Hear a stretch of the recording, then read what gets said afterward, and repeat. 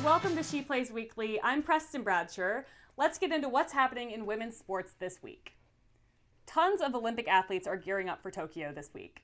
Kelly Claes and Sarah Sponsel qualified for the Olympics in beach volleyball, making them the youngest team in Olympic beach volleyball history. And Jamaican Shelly Ann Fraser-Price became the second fastest woman of all time when she ran a 10.63 second 100-meter dash on Saturday. If you're looking for context, that's about how long it took me to say this sentence. Simone Biles made history again last weekend when she won the U.S. Classic, which is her 7th U.S. all-around title and the most of any female gymnast. She debuted yet another gravity-defying move on floor, called the Biles, of course, and once again reminded everyone why she is the best of the best. This woman has not gotten less than first place in an all-around competition since 2013, and somehow her dominance is still growing. The competition fears her, gravity fears her, I fear her. In NWSL news, the long-rumored but finally real San Diego expansion team was officially announced on Tuesday. The team is set to begin play next season with Jill Ellis as president, which seems like a good omen for the franchise, because that Jill Ellis has a pretty decent record, I hear. Golfer Yuka Saso won the U.S. Women's Open on Sunday, which means she is tied with Inbee Park as the youngest champion ever for the competition. And when I say tied, I mean really tied. Both golfers won the tournament at exactly 19 years, 11 months, and 17 days old. There is some kind of creepy golf magic happening here, and I'm a little scared to get into it, so I'm just gonna say good job and leave it at that. And speaking of weird magic, there have been 9 WNBA games so far this season that have ended in last-second shots. This is wild, but hey, I'm not complaining. There have been so many incredible endings to already incredible games. I don't know what else fans could possibly ask for, but if there is something, I'm fairly sure the WNBA will make it happen. And finally, Coco Goff has been on a roll lately, making it to the round of 8 at the French Open this week as the youngest woman to reach a Grand Slam quarterfinal since 2006, and also, casually, qualifying her for the Olympics, where she would be the youngest Olympic tennis player since 2000. She also partnered with Venus Williams for a doubles match last Wednesday, as if she needed a little more excitement before her 18th birthday. We've got a great show for you tonight. Hayley Carter of the WTA is here, plus we'll take a moment to vent about some of the more infuriating trends in women's sports. But before we get to that, the NCAA Softball Women's College World Series is well underway this week, and it's been an absolutely thrilling ride so far. College softball is big and growing all the time, but there are still huge gaps between the men's and women's tournaments. For more on that, let's take a deep dive.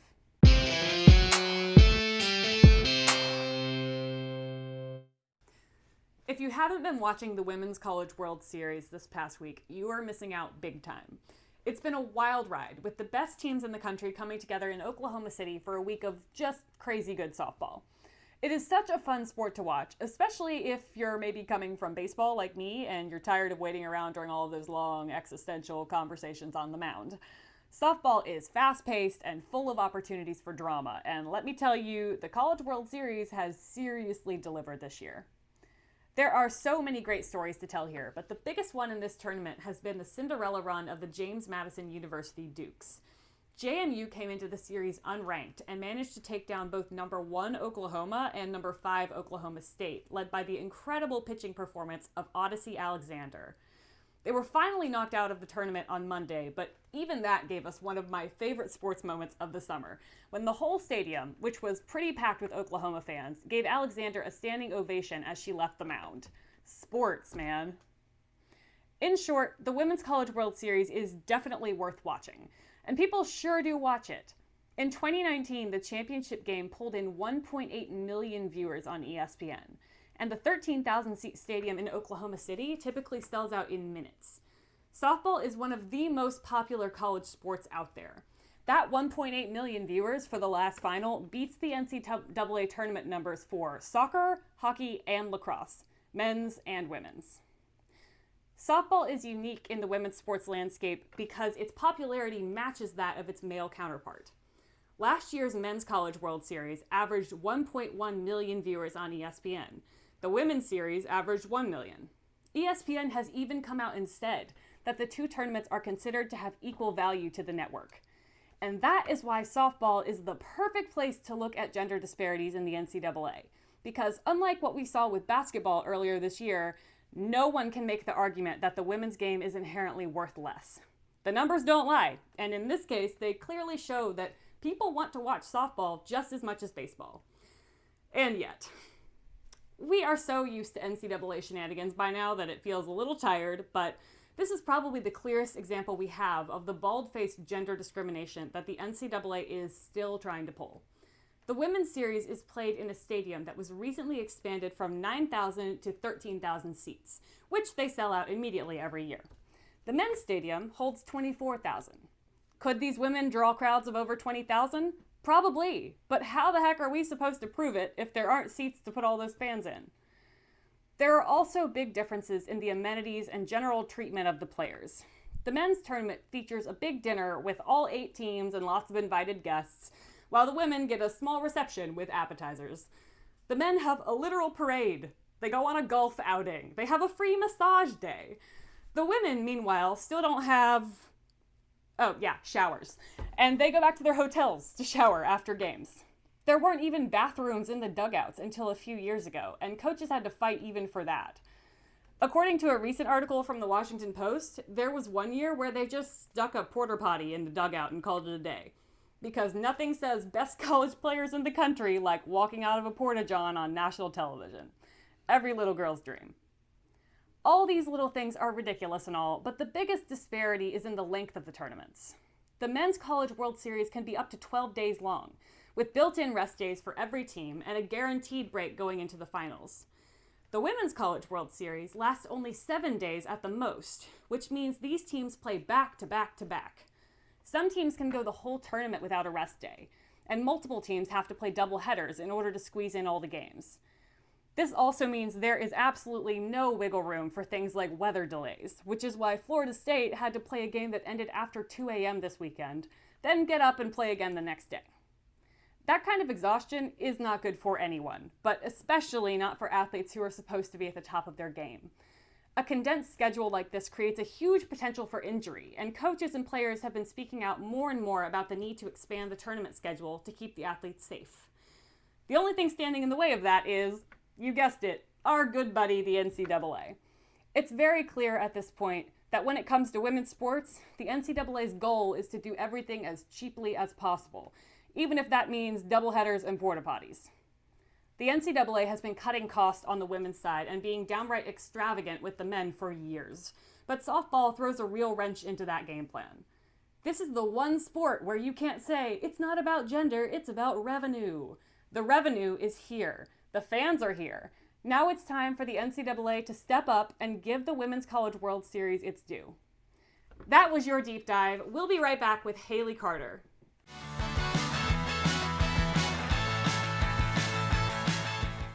Our guest tonight was a 4-time All-American at the University of North Carolina, go Heels, and now she's playing on the WTA Tour, most recently in the French Open in Paris. Hayley, how are you? I'm doing well, excited to be here, excited to talk a little tennis for sure. Yes, I'm so glad to have you here. I've been trying to get you on the show for a long time, so this is wonderful. Like I said, you've been playing kind of all over the world this year, which is amazing. What's that been like coming out of this COVID year and getting back into the swing of things? Yeah, it's definitely, obviously we're very lucky to be able to travel right now, and it's still a bit abnormal, I would say, in most places in terms of no fans and different bubble restrictions, but getting to sightsee in many places, had a bit of a tough last couple months on tour, so more sightseeing time than I would like maybe, but getting to explore the world and do what I love, so it's pretty cool. At least you don't have to lose and then like go back to an apartment or whatever. Like at least you're in a beautiful place if you've lost. Yes, exactly. I go from losing to like Eiffel Tower views, so I can't complain too much. But yeah, I don't feel too bad for you, I have to say on that one. That's incredible. Where's your favorite place that you've been? I feel like that must be a tough question. Oh, it's an easy question actually. Normally, Recently, so I've always been saying that it's St. Petersburg, Russia. Actually, it's my favorite tournament, one of my favorite places to visit. But Australia this year, we did the Great Ocean Road, actually, all the way from Melbourne to Adelaide, and I did it all the way there, all the way back. So got to see the sights and all the different cities and all of that, and it was so much fun. So definitely Australia. That's so cool. Did you see any like crazy animals that Oh seemed my like gosh, they came yes, out of a sci-fi movie? yes, the craziest of animals. The birds are just absurd. I think I have a picture I'll have to send you guys later of there's probably 6 birds on our car when we were parked someplace, and not just like normal birds, like exotic, exotic white birds with a black beak that you would only see in the movies. I feel like. Oh, that's so cool. Yeah, I'm looking forward to. I'm like, COVID, get out of here because I want to like go somewhere. It's been a minute. So you play doubles primarily, and I was telling you before we got on camera, I'm not much of a tennis person. I'm learning. I'm getting into it now. So I wonder if you could tell me a little bit about like why doubles? What is it about doubles that's different? What is it you like about doubles? Yeah. I think I don't know. It's always tricky to kind of make the decision because we grow up playing both. We grow up playing singles and doubles. For me, I had a bit of a weird career. I finished at UNC and actually quit tennis for a year. And when I came back, I just shot up the doubles rankings way quicker than singles. I did really well. I won 7 titles in my first year back in doubles, with a girl, Ina Shibahara, who's now world as well. And at a certain point, I was like, I don't know how long I'm going to play tennis. I want to maximize it at the coolest places, the coolest tournaments. And yeah, so that was kind of the reason. And it's worked out, and I'm very happy. And I love the team environment too. Like for me, coming from UNC, a college environment, playing for a team, playing for someone else, it's hard to go from that to trying to play for yourself again. So playing for a doubles partner is a lot more fun and rewarding. Yeah, I can imagine that. I feel like I wouldn't do well in an individual sport. You need somebody to push you a little bit. Honestly, I used to do great. I used to be fine with it in juniors. And then once you go to college and you're playing for someone else and you get kind of into that mentality, and then you go back to playing for just yourself, I feel like the meaning of it is just taken down so much. Like I'm grinding 3.5 hours, 6 all in the third. And I'm like, okay, if I end up losing this, it's just me. and some people love that and they thrive in that. But for me, I'm a people person, and I do so much better playing for someone else than I do playing for myself. Yeah, I'm the same way. I would be like, nah, it's fine. I'm good. Yeah, that's cool though. Doubles is really interesting to watch too. But what about outside of tennis? What's your life? I feel like you're traveling and playing like all the time, at least from how I've talked to you so far, but what do you do when that's not happening? Yeah. I end up traveling and playing still a bit, honestly. Except it ends up being traveling around the US or, going to hiking spots. I'm a big hiker, a big outdoors person. So I don't know, when I'm not kind of in that bubble tennis world where everything I feel like is a little bit magnified and, a lot of pressures from everyone, I think I just kind of like to escape to a mountain or a river or the woods somewhere and just kind of have a little bit of peace and relaxation. But I definitely still like to travel around and see the sights and play tennis and play other sports and all that stuff. Yeah. Do you have a favorite hike? Ooh, good question. I think so. The one I'm most proud of would be Grand Canyon. We did rim to rim in one day. Yes, and we're going there I this think summer. I've never seen it. I'm not doing that though. Oh yes, no, you got to do it. You got to torture yourself. By the end, I love to torture myself, but my family doesn't. That's the problem. Oh, got it. Yeah. So I ended up getting a stress reaction in my hip from that hike, but it was worth it. It was worth it. And then I think the coolest one I did was in Hawaii. It was to a waterfall essentially, and we got to go through a bamboo forest. So that one was really cool. I can't remember the name of that one, but that was the prettiest one for sure. Oh, that's so cool. Yeah. So, I mean, I ask this of everybody. This is my like nerdy question that I just like to hear all the different answers, but I'm just curious. So, like I said, I don't know a ton about tennis. For someone else who doesn't really know tennis or doesn't really even watch tennis, what is it about the sport that's exciting to you? Like, what's your elevator pitch for why people should watch tennis?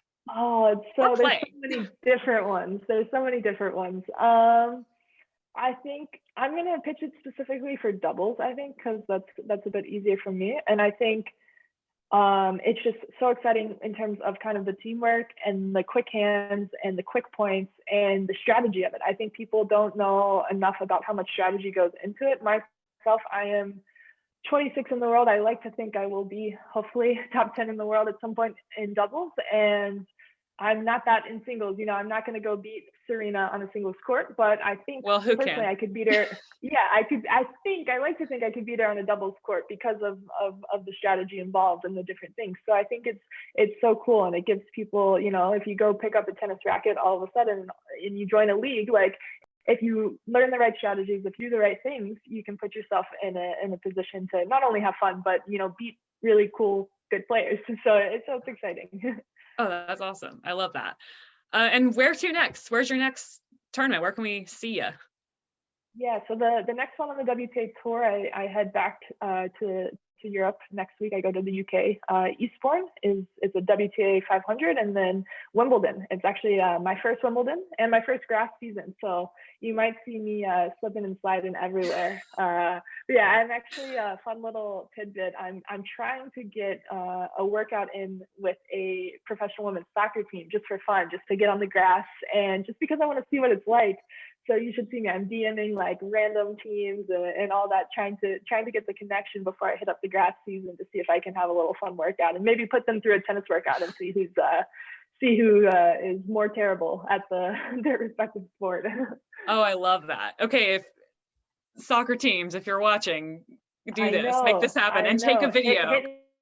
And it will be an entertaining video for sure. Like I try to be goalie to their soccer kick and they try to return my serve or something like that. Like it's what the people want to see, and I want to have fun and participate too.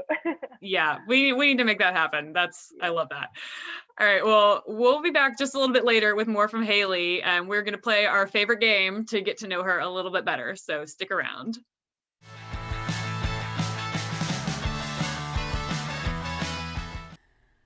I really try to keep my cool as a women's sports fan, but every once in a while, something happens that makes me just a little bit more upset than usual.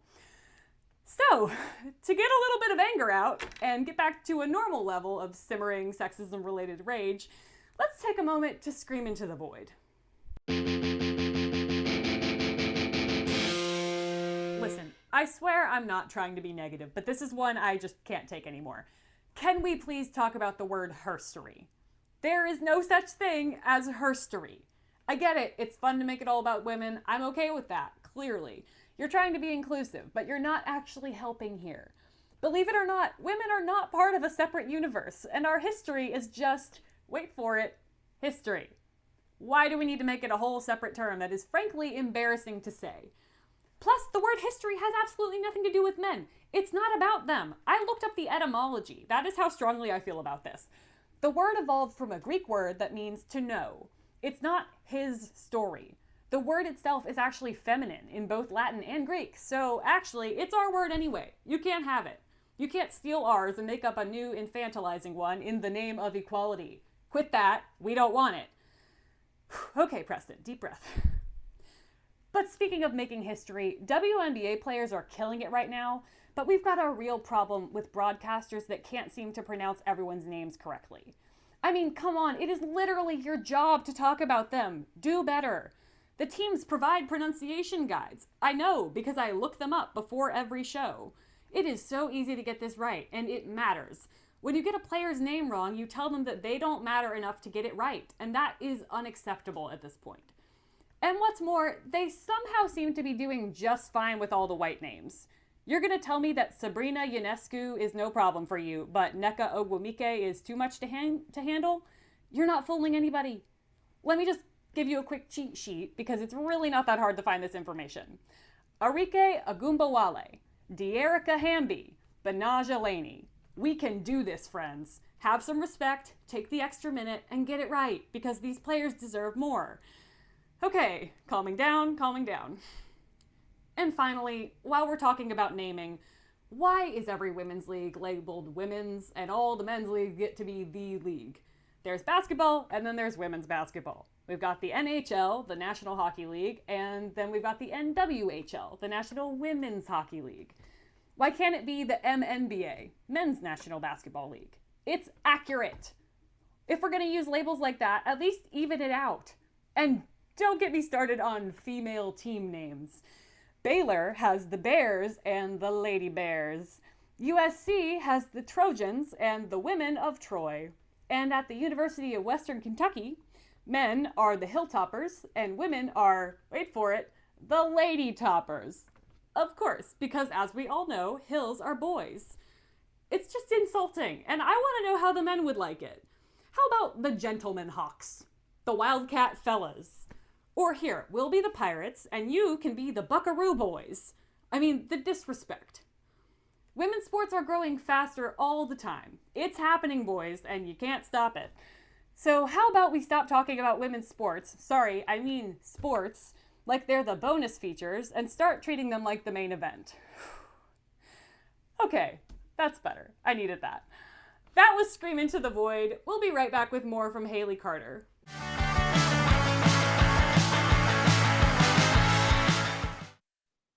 All right, we are back with Hayley Carter. Hayley, we've just met today, and I'd love to get to know you a little bit more, but since we're on limited time here, I thought we could play a game to make that happen. So this is called Rapid Fire. This is one of our favorites. It's very fast. It's just a bunch of random, completely all over the map questions, kind of get to know you type of stuff. And your job is to answer as many of them as you can in a minute. We've got a leaderboard going because we've got to make it competitive for all the athletes. Our current champion is Michaela Grant-Mentis of the NWHL. She's got 13, which is pretty impressive. But underneath her, there's like 4 people tied at 12. So you could join the 12 club. Yeah, that's who I trash talk when I get 14. Got it. Yes, exactly. Yeah, I'll give you the list if you. Yeah. We need to post that actually. We need to put out our whole list and see who comes out on top. All right, so I believe in you. I think this is it. This is your time. You told me you're a talker though, so we're gonna have to see if we can. I know. I'm ready to. I'm mute. I'm one 2-word answers over here now. All right, here we go. Are you ready? I'm gonna start my timer. Here we go. All right, what's your favorite holiday? Christmas. What sport do you think you'd be worst at? Volleyball. What's your favorite band? Jonas Brothers. Oh. Yes. Oh my God. What's the best kind of cereal? Lucky Charms. Good. Do you like musicals? Yes, love them. Me too. What is your favorite kind of bug? A caterpillar. Good one. Is a Pop-Tart a ravioli? Yes, on reflection. Right. Would you ever go skydiving? Yes. On a scale of 1 to 10, how good of a dancer are you? 0 on a scale of 1 to 10. Does pineapple belong on pizza? No, I'm sorry. Who's your favorite opponent? Sakari. My name's Sakari. Do you snore? No. Forehand or backhand? Oh, backhand, easy. Oh, and that's time. All right, let me see. All right, I believe you just tied for first place with 13. Let's go. You were so close. Let's go. But Let's very go. good I love though. That. Oh my God. Mm-hmm. Yeah, you and Michaela are going to have to do so many like I that. wanted to expand on. I had so many. Skydiving is a hard no for me, but skydiving I agreed to do. If we ever were to win a Grand Slam, I would go skydiving. So I said yes to it. It's conditional. So that's my little, it's got a little asterisk. Got it. Oh, yeah. I mean, I'm a pineapple on pizza girl. I know that's a controversial opinion, but honestly, it's okay. I forgive you for that controversy since you taught me that Pop-Tarts are ravioli. So I like the dessert ravioli.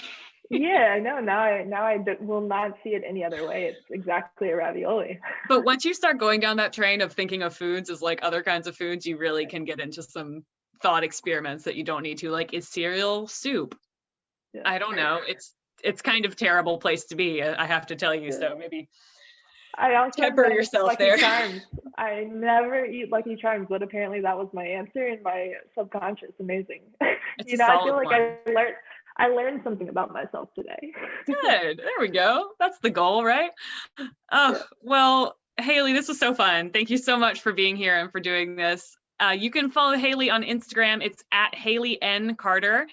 And keep an eye out for her on the WTA tour coming up. That is our show, everybody. Thank you so much for watching She Plays Weekly. We'll see you next week.